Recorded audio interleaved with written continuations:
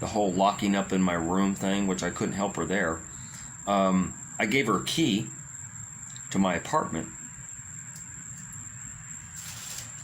And I said to her, if Kanai ever lays a hand on you, if you ever get stressed out, if you ever want to just get the fuck out of that place where he's at and get away from him, here's the key to my apartment. You're free to come stay here. Yes, I gave her a key to my apartment so she wouldn't be stuck.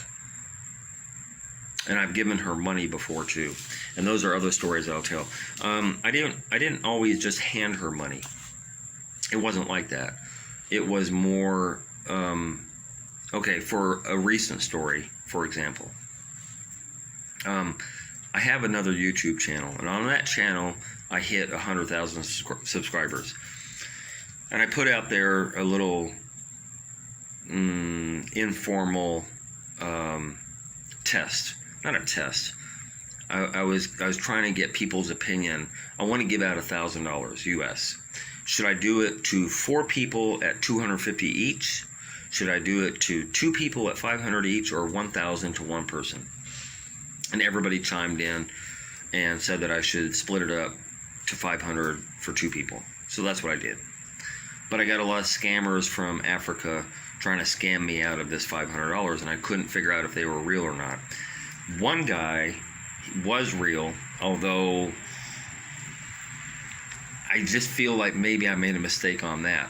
But I did send him $500. The other $500 I could not give away because this other guy that supposedly won my contest that I had to win that $500 felt like he was scamming me. So I didn't bother giving it to him. So instead, I was going to give him the money away anyway. You see, it was already lost money that was coming out of my pocket. I don't get paid off of YouTube, so this was coming out of my own pocket. So instead of giving it to that person who I felt was scamming me, I gave it to Lacey. And I have the receipt for that. I have the Western Union receipt where I sent her, I believe it was 80,000, I want to say. Somewhere around that number, that I sent her 80 or 85,000. Only because I knew that she could use that money more than this African scammer could. So yeah, I did stupid shit like that. So when I say I didn't give her money all the time, I really didn't. I didn't just feed her money that her and Kanai could go and spend on my favor. No, I didn't do that. I'm not that stupid. Most of the times I would bring her stuff that she asked for. You know, Sheen dresses or bikinis or toys, because she liked her toys. And I have screenshots of that, where she asked for the rose, and she asked for this, and she asked for that. Top drawer of her dresser at her mom's place. That's where they could be found. A lot of stories. And I don't have time to go through all of them right now, so that's part 1. So put a bookmark there, and if you're interested in part 2, then subscribe, hit the notification bell, and for all notifications, and then when I post the next video, you'll know. More than likely, I'll title it part 1, part 2, part 3, part 4. But that's part 1. And I'm going to leave it right there. So yeah, that's part of my story. I should have got out of this shit a lot. Back again with my continuing story about how me and Glecean Cox met, and going forward, all the stuff that I have done for her over the last 5+ years. When I left off on part 1, if you didn't see part 1, go back on my channel and look for part 1. The follow-up to that, when I gave her the money. It is rare that I gave her money. I mean, there was occasions where I did like I did there, and I wish I hadn't done that. That was $500 that like, at the time, here's the thing, when you do things at the time you do them without the perspective that you have, you feel like an idiot later on. There are a lot of times where I could say that, a lot of times. But at the time, because I had love and affection for her, and I wanted to see her get through, and I wanted her to be independent. I wanted her not to need Kanai. That if she's with Kanai, it's because she wants to be, not because she needs to be. And that's a way I've always done with younger women, younger females that always depend on a man. I don't want that. I don't want that from me. I don't want a woman depending on me. If a woman likes me, she likes me because of me and not because of what I can do for her. On that same note, Lacey liked me, but she didn't love me for real. And she didn't, and she took what she could get from me. She saw me as a simp. Damn, I don't have to fuck this guy and I get everything I want anyway? Best of both worlds. And I have a buddy that I can, like lean on his shoulder and cry to him when I get in a fight with the boyfriend and stuff like that. So yeah, there's that too. But then when you look back at it, and I don't, the whole simp thing is like a bad badge of honor to a lot of guys. It's like, you didn't even get front and you're doing all this stuff. Like, who does that? Like that's the pushback that I got in my TikTok videos. Oh, you've been fucking her. There's no way that a man's gonna do all of that stuff and send her to college and do all this stuff and not get front. And the thing about Jamaican culture is that's the way it goes. There's no such thing as just somebody being philanthropic, like just doing things because they can. Doing things because they're a good person. Doing things to uplift somebody else. And I've done that with both men and women through my life, in my years, walking this planet. Because I've been there before. I've been broke. I've been counting pennies to get by. I was on the street for 2 years when I was a teenager. And so I'm very, very acutely aware of people's struggles. And so with her, the way I felt about her was on a different level, to where, the pussy didn't matter to me.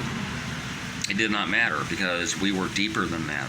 And the thing is, when you get to know somebody, a female especially, over the course of 5 years without sex, you get to know the real person, or at least the person they present to you, which is deeper than just sex. Sex is surface. Anybody can have sex. Shit, fucking hookers have sex all the time with no feeling. So it was never about that with us. The thing is, men look for respect. If love comes with it, icing on the cake. But we're looking for respect from a woman. And a woman cannot love a man without respecting him. So if you can't respect me as a woman, if you cannot respect me, there's no way you can love me. Which is why she never loved me, because she didn't respect me. That's an epiphany that I've come to terms with over the last 3 or 4 months.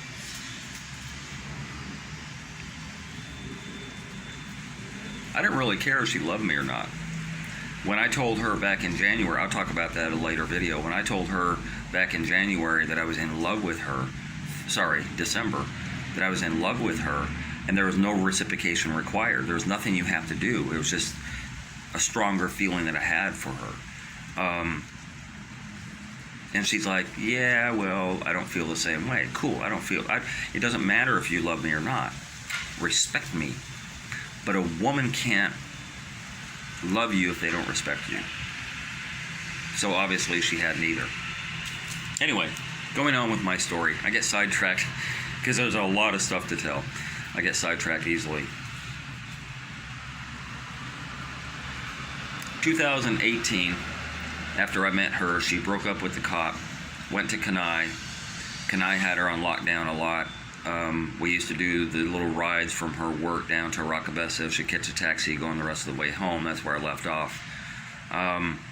Going forward into 2019, and I did stuff for her along the way, a couple things happened. One,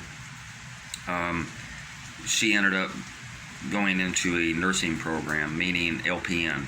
An LPN is licensed practical nurse. They're basically a janitor. They're cleaning up the hospital bed. They're, doing catheters. Like, it's kind of a crappy job. It's like the lowest nurse that you can be. I don't know what the tuition was.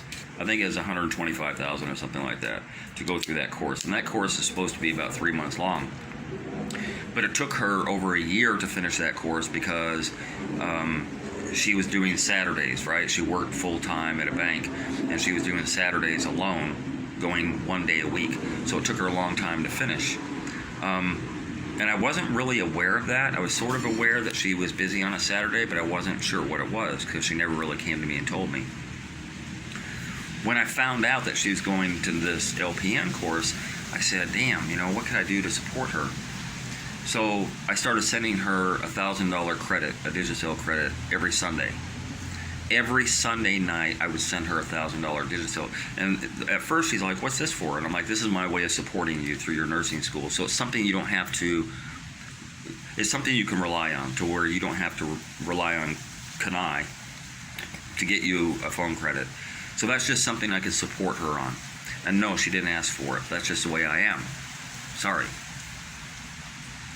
Every Sunday I did that for about 2 months, 3 months almost. And the only good thing I can say about her behavior toward me, the only good thing is eventually about that 3-month mark, she said, Bobby, you don't have to send me that credit no more. And I'm like, oh, nice, sweet, cool. It wasn't a lot of money, but it was the thought, you know, and at least she stopped it. She put a stop to it. She should have put a stop to a lot of that stuff earlier. Honestly, she should have put a stop to it. Because if you don't like the man, if you don't respect him, if you don't love him, don't take shit from him. You know, just decline. Just say, no, I don't want, no. You know, keep it. Keep it to yourself. That's the proper behavior that she should have had. And she did it one time on the credit. So that was good. Also, 2019, I was going to Sumfest every July, and I invited her to come with me to see Buju, because Buju had been released and he did his flagship concert around the world, and then he ended it in Mobe on Sumfest. And so I invited her, and she'd more than willing to come along. And VIP tickets, yes, VIP tickets, front row, front and center. So that was very, very cool that we got to go to Sumfest, and we did it also 2019. We did it no, they didn't have it in 20 because of COVID, or 21. We did it in 22 together. So she's been on a couple of Sumfests with me, VIP. Treat, like my treat. She paid for nothing for that 2 days, which it should be, because, you know, I treated her to that. Still, no front. I ain't fucking her to get anything back. Just her company alone is what I wanted. So yeah, that was going in 2019. I did quite a bit for her in 2019. Besides, you know, the laptop. At one point, I was having trouble hearing her. Her phone was all fucked up and all that stuff. And she's like, and she would complain about it for months. It was going on. And I'm like, why doesn't Kanai like take up for you? Why doesn't he buy you a new phone? And he didn't. So I did. And she had a specific one in mind. She's like, oh, I want an Apple phone or Galaxy such and such, blah, blah, blah. I kind of ignored that. I'm like, yo, beggars can't be choosy. But I did take her to a store, and she picked out a Galaxy. I forgot what model number it was. I want to say the A10 or A11. I'm not sure. Anyway, so I spent, you know, a bunch of money on that phone for her. You know, different little stuff that I'll sprinkle, because sometimes I forget some of the shit that I do for her, and I'll sprinkle that in with on my videos, talking about her and the things that I did for her and all that stuff, with no appreciation. You know, like, you know, I take you to Sumfest a couple years running, you know, VIP, you know, I put $80,000 in your hand, you know, I you know, out of nowhere, because as I said before, that was money on my other YouTube channel that I was giving away, and I ended up giving it to her. You know, all these things that I do for her, and eventually put her in college and spend $470 grand to put her in nursing school, because I told her back last year, you always complain about this bank thing. Oh, it's another thing too. It's on my TikTok. When she was working at the bank, she always complaining about, and they didn't take good care of her at the bank, you know, the higher-ups. The corporate didn't take good care of their employees, nor did she have a money counter. So she used to complain about counting all the denominations, all the 50s and 100s and 500s and all that stuff. And if she was ever short, it came out of her own pocket. And so she was just complaining about, the drudgery, I got to count this money again. So I'm a problem solver.